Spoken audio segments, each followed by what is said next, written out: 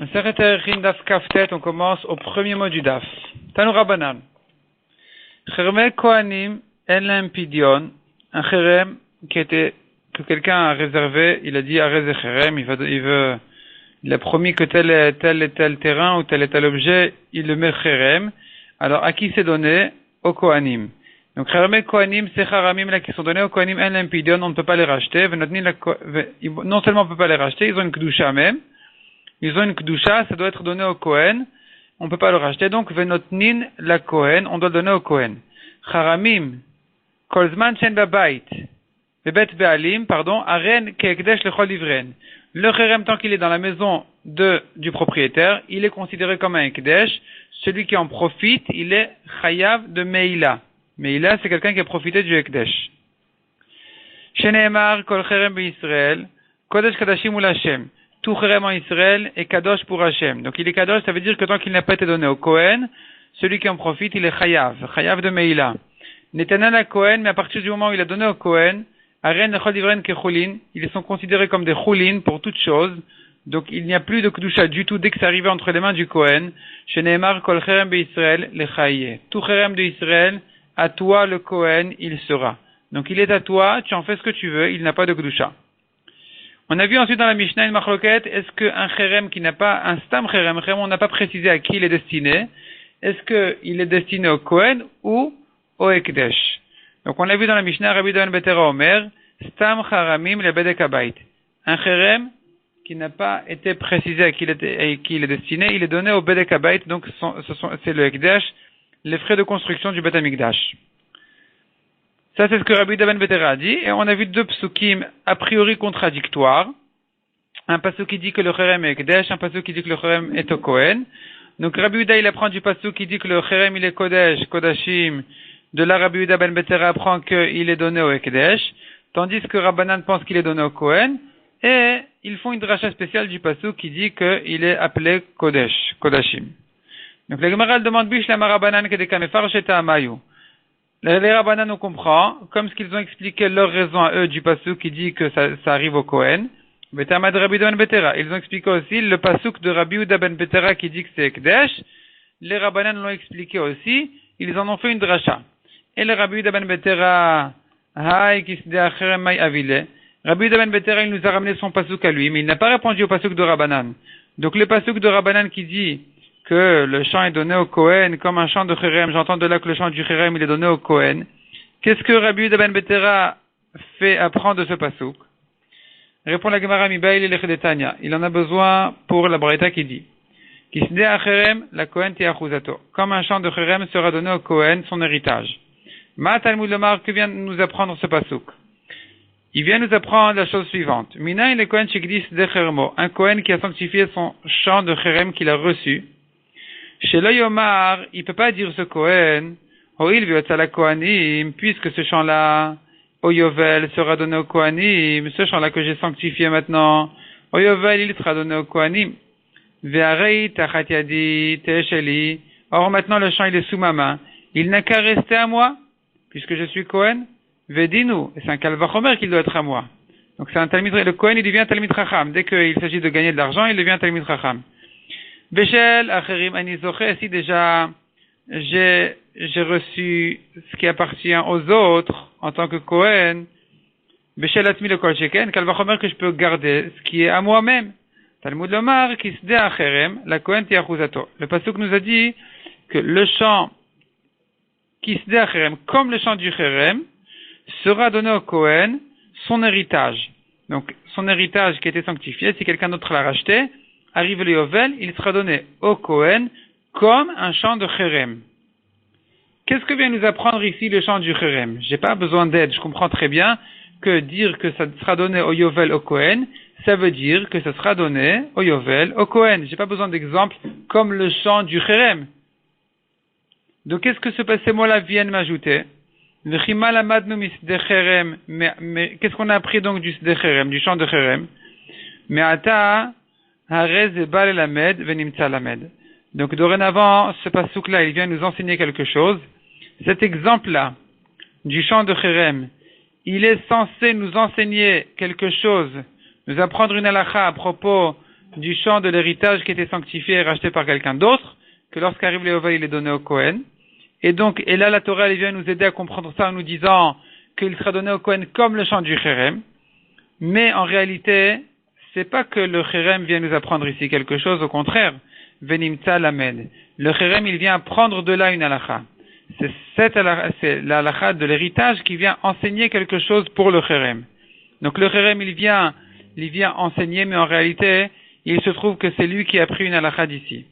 Makish dechermo lesdachuza. Ici, la Torah a mis en rapport le chant du Cherem avec le chant de l'héritage chez l'Israël, dans Israël. Masdachuza chez l'Israël, yotza mitachat yado, de même que le chant de l'héritage d'Israël, lorsque l'Israël était Makdish, arrive le Yovel, ça sort d'entre ses mains, au mitralek et de la Kohanim, c'est distribué au Kohanim. Afs dechermo, de même le chant du Cherem d'un Kohen, si le Kohen a sanctifié, yotza mitachat yado, il sort d'entre ses mains au Yovel, ou mitraleket lechav à Kohanim, et ce sera donné à ses frères les Kohanim au Yovel. Donc le Kohen ne peut pas dire je garde ce chant-là, on lui dira non, ça doit être distribué au Kohanim qu'il faut au Yovel. Donc c'est ça, ce que vient nous apprendre le passage qui dit que le chant est donné au Kohen comme le chant du Cherem. Pas que le Cherem est donné au Kohanim. Le Cherem n'est pas donné au Kohanim selon Rabbi Yehuda ben Betera. Un Cherem normal, il est donné au Ekdesh, au Bedek Habayit. Mais si un jour quelqu'un a précisé qu'il veut donner ce Cherem-là pour un Kohen, s'il a précisé, c'est donné au Kohen. Et là, on a besoin de ce pasuk-là pour nous dire que le Kohen ne peut pas croire qu'au Yovel, que s'il a sanctifié le chant au Yovel, il pourra le reprendre, c'est pas comme ça, il sera donné au Kohanim. Veidach et les Rabbanan, qui apprennent de ce pasuk qu'un Cherem en général est donné au Kohanim, d'où ils vont apprendre cette halakha-là de dire que le Kohen qui a sanctifié son Cherem ne peut pas dire c'est sous ma main, ça reste à moi. D'où ils apprennent cette halakha. Mais Cherem ha-Cherem. La Torah aurait pu dire Cherem, elle a dit ha-Cherem. La lettre He est en trop pour nous apprendre cette halakha en plus. Veidach et Rabbi Yehuda ben Betera Cherem ha-Cherem le mashmale. Il apprend pas cette dracha-là du fait que la Torah aurait dû dire Cherem, elle a dit ha-Cherem. Toute cette dracha-là, Rabbi Yehuda ben Betera, il ne l'entend pas. Et donc, il n'a pas d'ici de drachot. Il n'apprend d'ici qu'une halakha de dire que le Kohen ne peut pas dire je garde le chant. Il sera partagé donc au Yovel au Kohanim. Mais en ce qui concerne un Cherem en général, on dira qu'il sera donné au Ekdesh selon Rabbi Yehuda ben Betera, mais pas au Kohanim. Demande la Gemara vers Rabbi Yehuda ben Betera de Chal al Kodesh Kodashim al Kodashim Kalim Menale. Rabbi Yehuda ben Betera, d'où il sait la halakha que les Rabbanan ont appris de son pasuk à lui, duquel Rabbi Yehuda ben Betera a appris que le Cherem est au Bedek Habayit, appartient au Ekdesh. Et de ce pasuk-là qui dit que le Cherem il est Kodesh Kodashim, de ce pasuk-là les Rabbanan ont pris une halakha spéciale qui dit qu'un homme peut mettre en Cherem des Kodesh Kodashim ou des Kodashim Kalim, qui sont toutes sortes de korbanot, du plus haut degré de Kedusha ou du moins haut degré de Kedusha.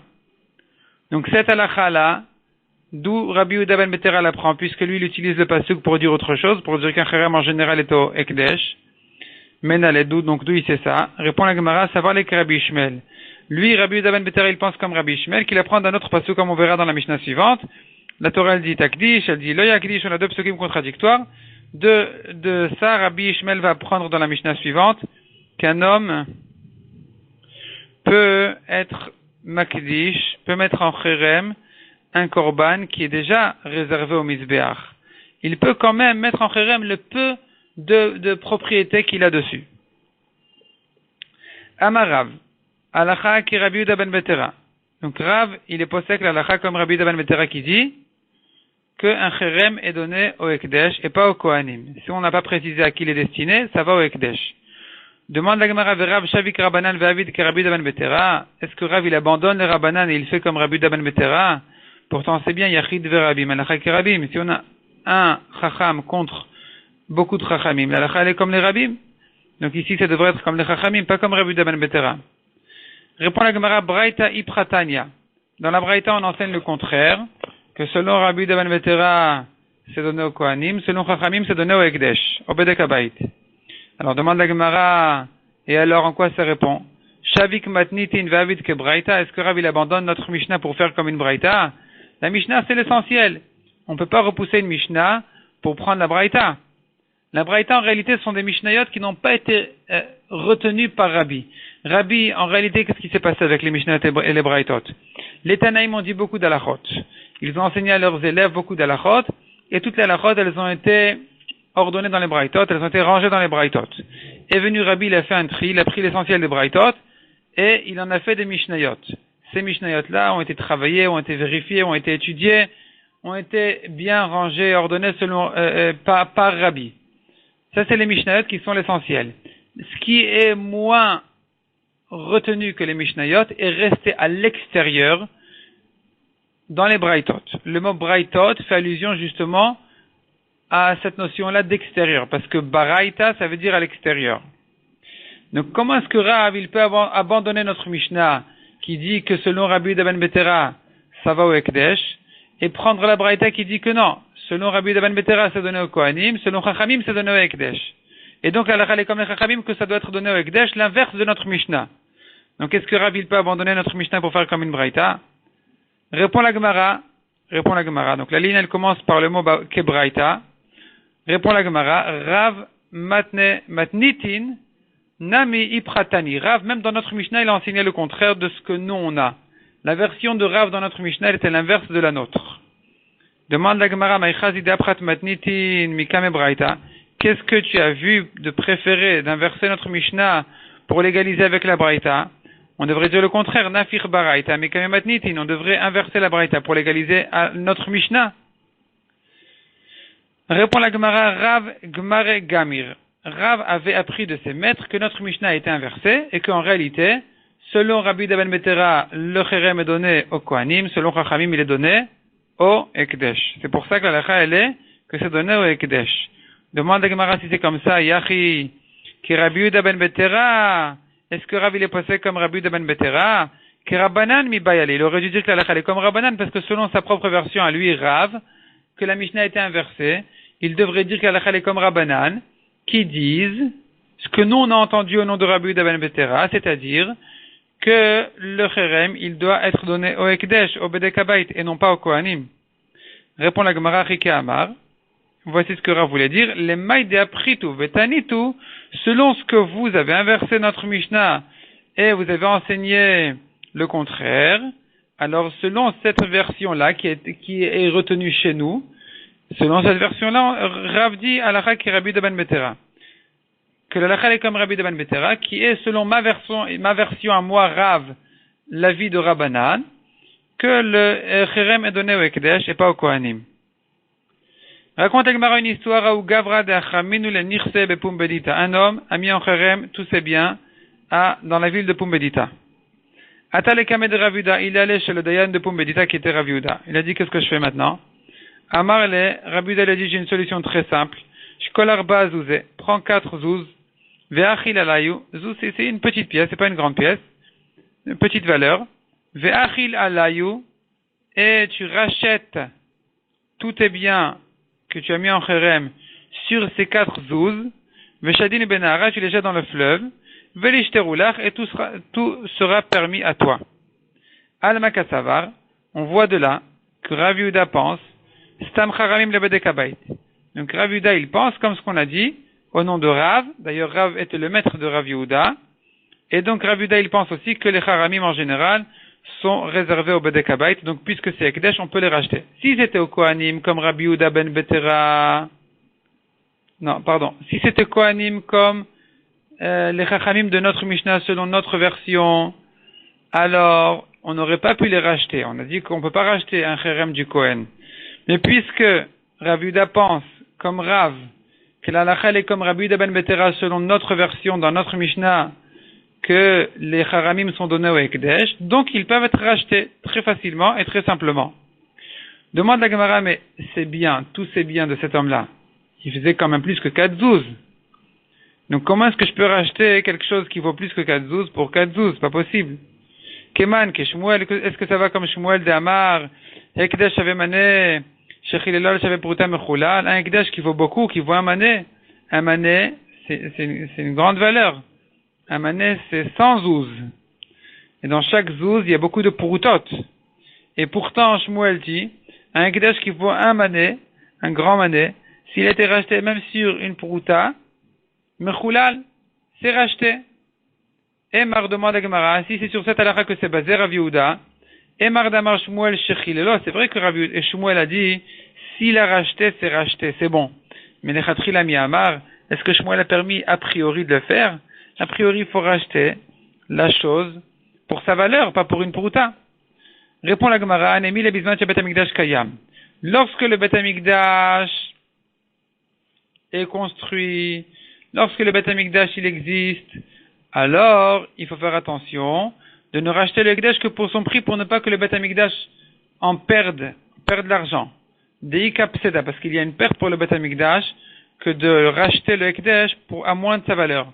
Aval Bazmanazé, mais de notre temps à nous où il n'y a pas de Bet Hamikdash, alors il n'y a pas de perte au Bet Hamikdash. Quel est le problème ici? Qu'est-ce qu'on vient racheter? Que le Issour du Ekdesh. Je ne veux pas garder chez moi un Issour de Ekdesh, donc je le rachète. Sachant que le Bet Hamikdash n'a pas de perte de cette histoire, je peux le racheter, même pour une prouta. Afilu lechatchila, même a priori, on peut le faire. Demande la Gemara Yachi afilu prouta nami. Si c'est comme ça, il suffit d'une prouta, il n'y a pas besoin de 4 zouz. Répond la Gemara Pirsum et Milta. Non, c'est pour publier la chose. 4 zouz, ça fait quand même une histoire. Une prouta, on dirait que c'est rien du tout. Mais 4 zouz, ça paraît quand même être quelque chose. Et il devra donc racheter son chérem pour ses 4 zouz, les jeter au fleuve, et c'est bon. Amarula, Yahveyatam, a dit oula, si moi j'étais là-bas dans cette histoire-là de Rav Yehuda pour Médita, Haveyaivna kulula kohanim, j'aurais dit qu'il doit tout donner aux kohanim. Il ne peut pas le racheter pour 4 zouz, il doit tout donner aux kohanim. Alma kasavarula, donc oula pense, stam charamim la kohanim. Les charamim, ils sont donnés aux kohanim comme ce que disent chachamim dans notre Mishnah, comme Tanakama de notre Mishnah, que le chérem est donné aux kohanim. Metive la Gemara objecte, et Rav Yehuda et Oula. Comment est-ce que les deux ont craint le problème du chérem de notre temps après le Bet Hamikdash? Parce que Rav Yehuda et Oula, les deux étaient des Amoraïm, qui étaient bien après la destruction du Bet Hamikdash. Et comment est-ce qu'ils ont eu besoin de craindre, pour quelle raison ils ont eu besoin de craindre ce problème de chérem? Pourtant, on a une breta qui dit que le chérem, toute la lachot de chérem, ne sont que du temps du Bet Hamikdash. Donc la Gemara ramène une longue braïta qui dit, Métivé, on objecte.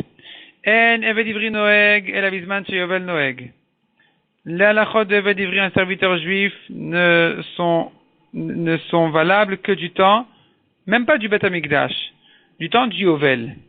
Du temps où on avait l'habitude de compter les années pour le Yovel, ce qui a été terminé au milieu du Bet Hamikdash, du premier Bet Hamikdash. Donc c'était vraiment des centaines et centaines d'années avant Oula et Rav Yehuda. Parce que il y a eu les 420 ans du deuxième Bet Hamikdash où on ne comptait pas les années pour le Yovel, plus 70 ans de Bavel entre le premier et le deuxième, plus encore quelques centaines d'années avant la destruction du premier Bet Hamikdash et après la destruction du deuxième aussi. Donc ça faisait déjà des centaines et centaines d'années où on ne comptait plus déjà les années pour le Yovel, et que donc depuis qu'on ne compte plus les années du Yovel, premièrement, il n'y a plus de halachot de Eved Ivri, bon, ça ne nous concerne pas pour le moment. Sheneemar Achnat Yovel Yavod Imar, comme il est dit, le serviteur juif, il travaillera chez toi jusqu'au Yovel. V'en, c'est-à-dire si le Yovel, il tombe dans les 6 ans de travail du Eved Ivri, il doit s'arrêter au Yovel. V'en Sdea Acherem, ou selon la correction, c'est Sdea Achouza, l'halachot de champ d'héritage qu'on a vu dans les derniers dapim, Noeget, El Abisman Yovel Noeg, on a l'habitude de les faire, ces halachot-là que du temps du Yovel. Chez Neymar Ve'atav Yovel Ve'shav La'achouzato. Comme il est dit, il sortira le champ de la main de son acheteur et ça reviendra chez son vendeur, le propriétaire de l'héritage. De même, En Bate Are Choman Noagin, les halachot d'une maison qui a été vendue dans une ville entourée de murailles, ces halachot-là, elles ne concernent que El Abizman chez Yovel Noeg. Au moment où on a l'habitude de compter les années pour le Yovel, chez Neymar, Lo Yatseba Yovel, cette maison-là ne sortira pas au Yovel. La lacha la belle est de dire que quelqu'un qui a vendu une maison dans une ville pareille, il peut la racheter dans son année. Après ça, c'est terminé. Il peut plus la racheter. Si l'acheteur est d'accord, évidemment qu'il peut la racheter, mais en tout cas, il peut plus forcer son acheteur à lui rendre la maison en lui rendant son argent. Rabbi Shimon ben Yochai Omer, en sdecharamin noagin, l'halachot de champ de Cherem ne concerne que El Bisman chez Yovel Noeg, les années où on compte, les périodes où on compte les années pour le Yovel, chez Neymar, Vaya Sadeh Beteto Yovel, Kodesh Lachem qui se dé à Cherem. Comme le pasuk dit, le champ, lorsqu'il sortira au Yovel, il sera Kadosh à Hachem comme le champ du Cherem. J'entends de là que le Cherem aussi, il dépend du Yovel. Donc, c'est de là en fait c'est sur ça qu'on se base pour poser la question, pourquoi est-ce que Oulay et Rav Yehuda ont craint le problème du Cherem? Mais avant de répondre, la Gemara ramène la braïta jusqu'au bout. Rabbi Shimon ben Elazar Omer, en ger toshav noheg, le ger toshav, qui est un goy qui a pris sur lui de ne pas faire avodah zara, et nous, on doit faire attention de lui donner de la tzedaka, pour qu'il puisse vivre s'il en a besoin. Cette halakha ne concerne, et la bisman chez Yovel Noeg, que du temps du Yovel. Amara vivi maïtama, pour quelle raison je dis que le ger toshav, lui aussi, il dépend du Yovel? Parce que la Torah dit, Atia Tov Tov, on fait une Xerashava Tov Tov. Ktivacha Kitov Lo Imach. Il écrit à propos d'un esclave, du Eved Knani, de l'esclave, il écrit Kitov Lo Imach. Kitov Lo Imach, c'est-à-dire, il est content chez toi. Ou Ktivatam, Batov Lo Lotonenu. Non, pardon, je reprends. Ktivacha, Kitov Loimach, il écrit à propos du Eved Ivri, du serviteur juif. Le patron doit faire attention que son serviteur juif soit à l'aise, Tov Loimach, que ce soit bien pour lui, qu'il soit bien, qu'il soit content chez toi. Ou Ktivatam, et il est écrit à propos du Ger Toshav, Batov Lo Lotonenu. Batov Lo, dans son bien, Lotonenu, tu ne lui causeras pas de tort. Donc en tout cas, on a une Xerashava entre le Eved Ivri et le ger toshav, de même que le Eved Ivri, le serviteur juif, ne peut être acheté que pendant les années où on compte les années pour le Yovel. De la même manière, le ger toshav aussi, c'est que lorsque on compte le Yovel. Donc maintenant, on a vu que l'objection était de dire que le Cherem ne concerne que les années où on compte pour le Yovel. Répond la Gemara, le Kashia abemekarke abemetaltele. S'il a mis en Cherem de l'immobilier, des terrains, des champs, c'est là où on a dit que c'est Cherem que du temps du Yovel. Mais métal télé, des biens mobiliers, des objets, de l'argent, ceux-là peuvent être Cherem même après le Beth Amikdash. Même après le Yovel. Même après les moments, les périodes où on compte les années pour le Yovel. Demande la Gemara, Ve'amasede Pumbedita bemekarke namiava. Pourtant cet homme-là, dans Pumbedita, cette histoire-là, elle concernait aussi des terrains. Donc quel était le problème avec les terrains? On devrait dire que les terrains ne sont pas du tout Cherem puisqu'il n'y a plus de Yovel aujourd'hui. Mais répond la Gemara, Mekarke de Chutz La'aretz, les immobiliers de Chutz La'aretz, dans dehors d'Eretz Israël, parce que Pumbedita c'était pas en Eretz Israël, que Metal Tele d'Eretz Israël d'Ami. Ils ont la même halakha que les Metal Telin, les objets en Eretz Israël, les biens mobiliers qui se trouvent en Eretz Israël, qui eux ne dépendent pas du Yovel, parce que les biens immobiliers en dehors d'Eretz Israël n'ont pas toutes les halachot du Yovel qui disent de retourner chez son propriétaire, etc. Et donc, c'est comme des biens mobiliers d'Eretz Israël qui peuvent être Cherem même après le temps du Yovel. C'est pour ça qu'on a eu un problème comment se débrouiller avec ce Cherem-là, et que Rav Yehuda a dit de le racheter, et que Oula a dit de donner au Kohanim. Mishnah suivante, Rabbi Ishmael Omer, Katuv Echad Omer Takdish. Un pasuk nous dit à propos du Bechor, du premier-né des animaux, la Torah dit Takdish, tu le sanctifieras. Mais Katuv Echad Omer Lo Yakdish, deuxième pasuk qui dit, il ne le sanctifiera pas. If Charlomar Takdish, on ne peut pas dire le sanctifier, Sharek Varnemar Lo Yakdish, parce que le deuxième pasuk qui dit ne pas le sanctifier. If Charlomar Lo Yakdish, on ne peut pas non plus dire de ne pas le sanctifier, Sharek Varnemar Takdish, parce qu'on a le premier pasuk qui dit de lui le sanctifier. Aketsad, comment accomplir les deux psukim contradictoires? Makdisho ata ekdesh ilouy. Tu peux le sanctifier un ekdesh qui ne se rapporte que sur le peu de propriété que tu as dessus. Ve'iyata makdisho ekdesh mizbeach. Mais tu ne peux pas le sanctifier que lui-même, son corps, sera réservé pour un autre korban au mizbeach. C'est-à-dire, quelqu'un qui a un bechor. Un bechor, c'est un korban. C'est un korban bechor. Il doit être sacrifié au mizbeach en tant que bechor. S'il n'a pas de défaut, c'est un korban. Même aujourd'hui d'ailleurs, il faut savoir ça. Quelqu'un qui achète aujourd'hui un veau, un agneau, avant de lui faire la shrita pour manger sa viande, il doit savoir s'il a acheté d'un juif, bien sûr, parce que s'il a acheté d'un goy, il n'y a pas de Bechor, il doit savoir qu'il n'est pas Bechor. Parce que s'il est Bechor, si c'est le premier-né, c'est un korban et on n'a pas le droit de le manger. Donc jusqu'aujourd'hui, il faut faire attention à ça. S'il n'y a pas de Hashgacha qui fait attention à tout ça, si ça a été acheté comme ça par hasard, sans surveillance, le plus simple, celui qui veut acheter quand même celui qui veut faire la shrita d'un agneau ou quoi, d'un veau, le plus simple c'est d'acheter des femelles, comme ça il évite ce problème de premier-né de Bechor. C'est comme ça qu'on fait aujourd'hui aussi. Ceux qui font une petite shrita comme ça en privé, et que ça n'a pas été surveillé, que ce soit pas Bechor, et ils préfèrent toujours les femelles pour éviter ce genre de problème. Maintenant revenons à notre histoire. Donc il a un Bechor. Il ne peut pas le dire, ce Bechor-là sera un korban Ola, il sera un korban Toda, un korban Shlamim, parce que c'est déjà un korban Bechor. C'est là que la Torah a dit, Al Takdish. Tu ne peux pas le sanctifier pour autre chose que ce qu'il est. Qu'est-ce que la Torah voulait dire par Takdish? Elle voulait dire que tu peux dire, je mets en Cherem ce Bechor. Qu'est-ce que ça veut dire, je mets en Cherem ce Bechor? Ça veut dire que j'ai quand même un peu de propriété sur ce Bechor. Parce que si maintenant je rencontre quelqu'un qui me dit, écoute, j'ai un neveu Cohen, moi je suis pas Cohen, mais ma sœur elle s'est mariée avec un Cohen.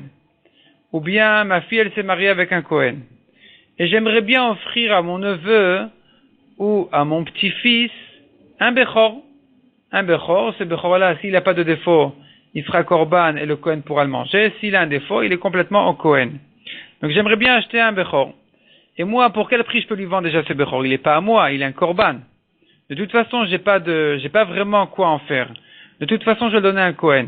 Mais s'il y a déjà quelqu'un qui est prêt à me payer quelques petits sous, quelques petites pièces, je lui dirais, bon, ça va, prends-le, vas-y, prends-le, tu en fais ce que tu veux. Donc, cette petite valeur que me vaut le Bechor, c'est ça ce que je peux être Makdish et le faire en Cherem. C'est ça ce que la Torah dit, Takdish. Ça, c'est la dracha que Rabbi Ishmael fait. C'est sur ça qu'on a vu en haut du Hamoud que Rabbi Uda ben Betera, il apprend cette halakha du même pasuk que Rabbi Ishmael apprend, donc du pasuk de Takdish. Demande la Gemara vers Rabbanan. Les Rabbanan qui disent pas comme Rabbi Ishmael, qu'est-ce qu'ils font de ces deux psukim là de Takdish et Al Takdish? Eux, ils n'ont pas besoin de ces psukim là pour dire ce que Rabbi Ishmael a dit. Eux, ils l'ont pris déjà du pasuk Kodesh Kodashim ou Hashem. De là, Rabbanan ont déjà appris dans la Mishnah précédente qu'un homme peut être Makdish la valeur que lui vaut le Bechor. Donc, qu'est-ce qu'ils font ces psukim là de Takdish et Al Takdish? Répond la Gemara, Al Takdish mi baile les laves. La Torah interdit d'être Makdish le Bechor pour un autre korban que ce qu'il est. Takdish, le pasuk de Takdish, qu'est-ce qu'il vient nous apprendre? Puisqu'il ne vient pas nous apprendre selon Rabbanan que je peux être Makdish la petite valeur que me vaut le Bechor pour autre chose. On apprend cette halakha d'ailleurs, de Kodesh Kodashim ou Hashem. Donc, qu'est-ce que ils apprennent, oui, du mot Takdish? Mi baile l'ichdetania, ils en ont besoin pour la braïta qui dit Minayin nolad bechor bedro. D'où je sais que quelqu'un qui a eu dans son troupeau un nouveau-né, chez mitzvah l'akdisho, il a une mitzvah de dire arez et kadosh, arez et bechor. D'où je sais ça? Chez Neymar azachar takdish. On apprend justement de ce passage qui dit le mâle, tu le sanctifieras. Mais Rabbi Ishmael, que répond à ça Rabbi Ishmael? D'où il apprend cette halakha? Tout simplement, il ne pense pas comme ça. Rabbi Ishmael pense, il est makdish le kadosh. Si je dis pas que ce Bechor-là, il est kadosh, est-ce qu'il ne sera pas kadosh? Kdushato merechamava. La kdusha est automatique. Elle est depuis sa naissance, dès qu'il est sorti de la matrice de sa mère, il est kadosh. Vekevan dechilo makdish le kadosh, puisque même si sans être makdish, il est de toute façon kadosh, le tsarich la kdusha, il n'y a pas besoin de le sanctifier selon Rabbi Ishmael. Donc le mot takdish ne vient pas pour ça, il viendra pour l'autre halakha, comme ce que Rabbi Ishmael a dit dans la Mishnah, que le propriétaire peut être Makdish le peu de valeur que a pour lui son Bechor. Donc cette petite valeur-là, il peut être Makdish à une autre destination que le Bechor. Il pourrait dire Secherem par exemple. Adranalach, à Makdish Sadeu. 9e Perek. On tourne la page. Amocher et Sadeu, celui qui a vendu son champ, Bishat Yovel. Au moment où on a le Yovel. Un homme mutar ligol, il n'a pas le droit de racheter son champ pachot mishtei shanim à moins de 2 ans. Pendant les 2 ans après la vente, il n'a pas le droit de racheter son champ chez Neymar, comme la Torah dit, Bemispar Shnet Vuot Im Korlach, un nombre d'années de récolte, il te vend. Donc il y a au moins 2 années de récolte qui ont été vendues, pendant lesquelles le propriétaire, donc le vendeur, n'a pas le droit de racheter son champ. Aïta Ashna Chidafon Ve'erakon, si c'était une année où la récolte n'a pas réussi, elle a été frappée par toutes sortes de problèmes, où les épis ont perdu leurs grains, ou bien il y a eu des vents qui ont frappé la récolte, Oshna Shvi'it, ou bien c'était une année de Shemitah pendant laquelle on n'a pas de récolte, on ne peut pas semer les champs, Eno Ole Minaminyan, il n'a pas besoin de compter, cette année-là ne rentre pas dans le compte des 2 années.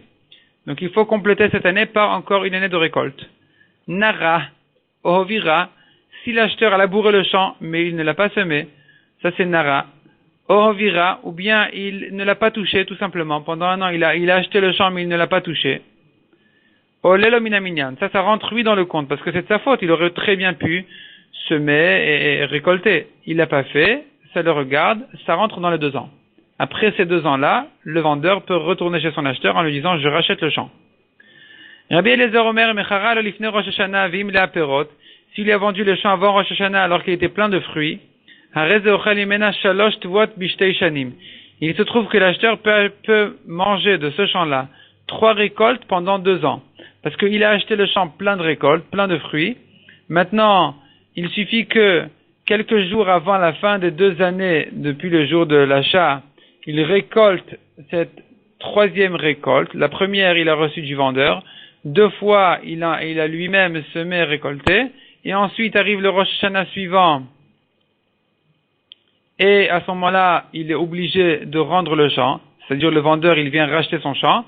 Entre-temps, il aura mangé 3 récoltes en 2 ans. Eh bien, il a gagné. Il n'a pas besoin de ne pas dépasser les 2 récoltes. Il peut même manger 3 récoltes pendant 2 ans. On a vu dans la Mishnah, donc celui qui a vendu son champ au moment du Yovel, et l'Oktane, c'est pas écrit dans la Mishnah qu'il ne rachète pas pendant 2 ans. Et la Eno Mutar Ligol, c'est écrit dans la Mishnah qu'il n'a pas le droit de racheter, c'est interdit. Al-Makasa Varisur Anamika, notre Mishnah pense qu'il y a aussi une interdiction de le faire. Il n'a même pas le droit, le vendeur, de venir chez son acheteur en lui montrant des pièces, en lui disant, vas-y, si vraiment tu veux me rendre le champ, tu as ici une bourse à gagner. Même ça, c'est interdit. Et non seulement le vendeur, il n'a pas le droit, il transgresse une mitzvah positive, une mitzvah tassée en rachetant son champ pendant les 2 ans. Comme dit la Torah, un compte d'années de récolte, il t'a vendu. Donc j'entends de là que le vendeur a vendu contre lui, maintenant il peut plus regretter au moins 2 années de récolte. Et la lokeach nami kaibease. Même l'acheteur, il n'a pas le droit de rendre le champ pendant les 2 années. Des beinan shanim tikne. On a besoin d'accomplir le passage qui dit pour des années tu as acheté le champ. Donc au moins pendant 2 ans, le vendeur n'a pas le droit de racheter, l'acheteur n'a pas le droit de rendre. Veleka. Or s'il le rend pendant les 2 ans, il n'aura pas accompli ce passage, donc c'est interdit aux 2. Itmar. Nouvelle halakha. Quel est le digne de quelqu'un qui a vendu son champ pendant l'année même du Yovel? Rav Amar Mechura Viotza. Selon Rav, c'est vendu et ça ressort immédiatement.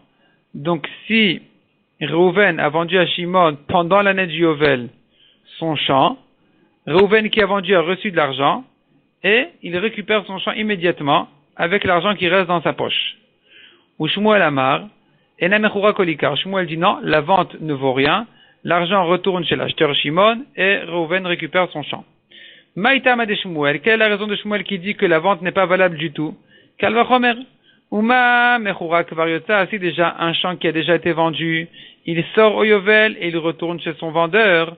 Shena mechura, un champ qui n'a pas encore été vendu et qui maintenant vient être vendu pendant le Yovel même.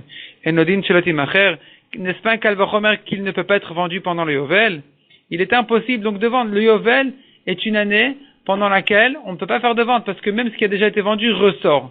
Donc les ventes elles sautent automatiquement immédiatement. Ou le Rav l'Amrinan Kalvachomer demande la Gemara. Rav, est-ce qu'il ne tient pas ce Kalvachomer?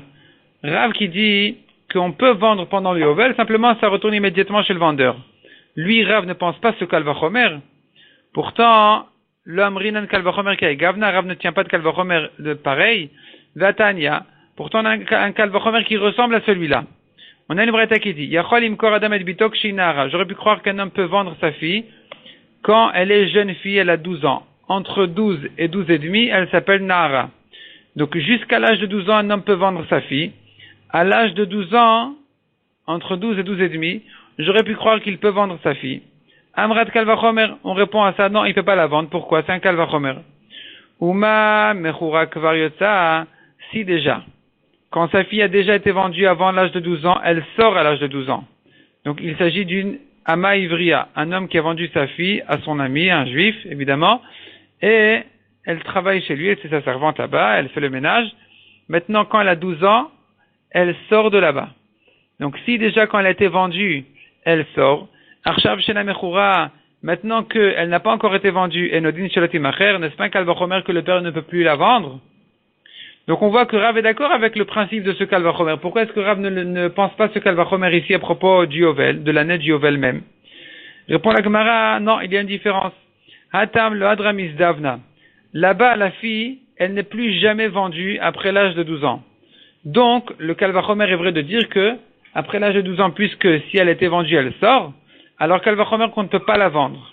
Tandis qu'ici, à propos du champ, Hacha, Hadramis Davna, après le Yovel, c'est vrai qu'un champ qui a été vendu avant le Yovel, il sort au Yovel.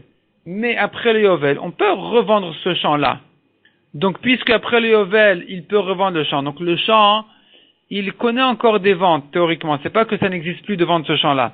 Donc, si c'est comme ça, pendant l'année du Yovel même, il est possible de vendre ce champ, malgré qu'il reviendra immédiatement chez son vendeur.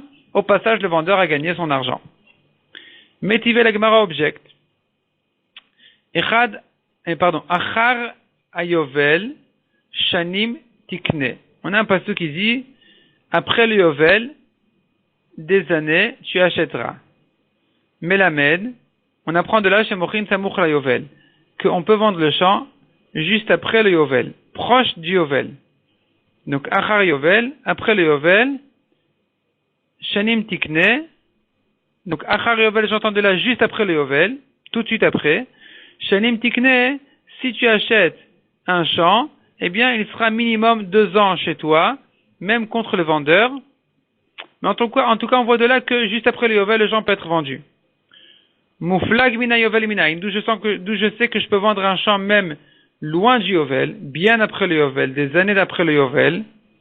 Talmud Lomar lefi Rov Hashanim ou lefi Mot Hashanim. On a un autre passage qui dit, selon Rov Hashanim, s'il y a beaucoup d'années, alors tu lui vends plus cher. S'il y a peu d'années jusqu'au Yovel, tu lui vends le champ pour moins cher. Puisque le Yovel, de toute façon, au Yovel, le champ, de toute façon, Yovel, il reviendra chez son vendeur. Donc, le vendeur ne peut pas tromper son acheteur. Il est obligé de fixer son prix de vente selon les années qui restent jusqu'au Yovel. Et la Braïta termine en disant, Ubishnat Yovel atzma lo yimkor. Pendant l'année même du Yovel, il ne peut pas vendre le champ. Ve'im machar eina mechura. S'il a vendu, c'est pas vendu. Donc on a ici une braïta a priori qui dit comme Shmuel, pas comme Rav qui pense que le champ est vendu. Amar lecharav, répond Rav, eina mechura le mispar shnet tvuot. Quand on dit que c'est pas vendu, ça veut dire c'est pas vendu pour rentrer dans la halachot habituelle d'une vente qui est récoltée pendant 2 ans par l'acheteur, pendant lesquels le vendeur ne peut pas racheter son champ. Aval mechurai veyotza, mais c'est lui vendu pour une vente pareille qui ressort immédiatement et qui est rendue immédiatement au vendeur. Vei isdavune. Non, ça c'est une nouvelle question. Demande la Gemara. Vei isdavune misdavna. Si Rav pense que c'est lui vendu, un champ qui a été vendu au Yovel, c'est vendu et la vente est valable, simplement que ça retourne immédiatement chez le vendeur. Alors si c'est comme ça, on aurait dû dire Tekum birshute. Ça, le champ devrait rester entre les mains de l'acheteur ad batar Yovel, jusqu'après le Yovel. Ou batar Yovel nichle shnei tvuot, et après le Yovel, il devrait la manger encore des années de récolte, 2 ans de récolte. Veniadra, et ensuite rendre le champ, puisque tu dis que ça a été acheté. Donc je devrais dire que l'acheteur mérite 2 ans. Milotania, n'est-ce pas que j'ai une braïta qui dit, Achala shana achadifna Yovel, l'acheteur qui a récolté, qui a mangé les fruits pendant 1 an avant le Yovel, mashlimin lo shana acheret achar Yovel, on lui complète encore 1 an après le Yovel. Donc on voit que, même si, lorsqu'arrive le Yovel, le champ mérite d'être rendu au vendeur, mais puisque l'acheteur n'a pas eu le temps encore de manger 2 années, alors on lui laisse encore un an même après le Yovel, et ensuite ça retournera chez le vendeur. Donc ici aussi on devrait dire pareil, ça a été vendu pendant le Yovel même.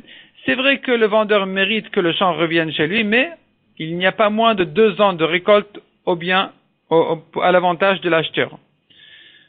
Répond la Gemara, Hatam nachit le'achila. Là-bas, s'il a mangé un an avant l'Yovel, il a récolté ce champ un an avant l'Yovel, puisqu'il a déjà commencé à manger le champ un an avant l'Yovel, il peut compléter sa 2e année après le Yovel. Tandis qu'ici, c'est pas comme ça. Ici, il n'a même pas commencé à récolter ce champ-là avant le Yovel. Il ne l'a acheté que pendant le Yovel, donc ça doit revenir immédiatement au vendeur. Puisqu'il n'a pas commencé, donc il n'est pas rentré dans cette halakha, dans cet avantage de l'acheteur que de récolter pendant 2 ans, de profiter des fruits pendant 2 ans. Donc il ne commence même pas, il le rend immédiatement au vendeur.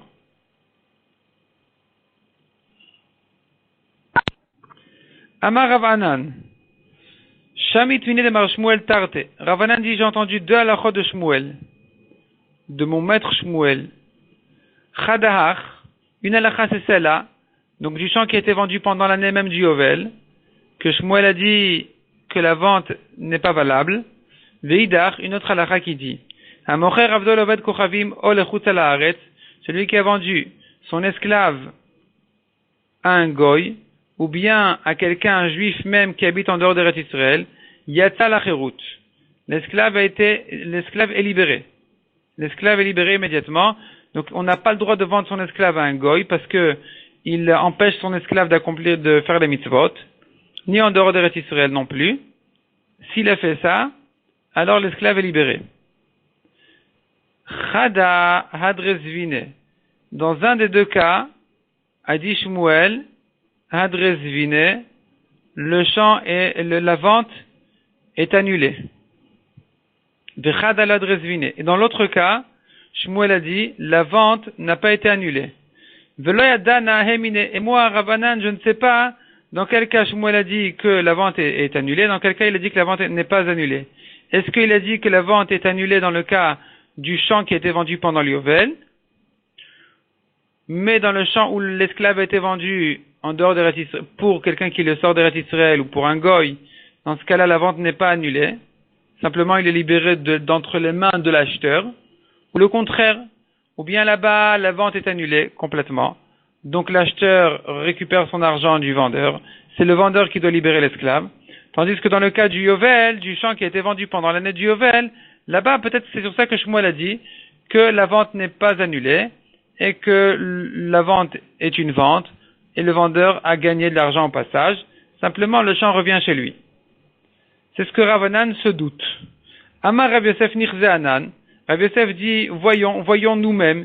Midetania bebraita, puisqu'on a une braita qui dit, Amocher Avdo bechutz laaretz etza lecherut, celui qui a vendu son esclave pour quelqu'un qui le sortira en dehors d'Eretz Israël, alors l'esclave est libéré. Vetarich get shichur merabo sheni. Mais il a besoin d'un get sur lequel, un shtar sur lequel son 2e patron va écrire qu'il le libère. Shma mina, on entend de là, midekar il est le sheni rabo, du fait qu'on appelle le 2e, l'acheteur, donc son patron, al malad rezvine. Donc j'entends de là que la vente n'a pas été annulée.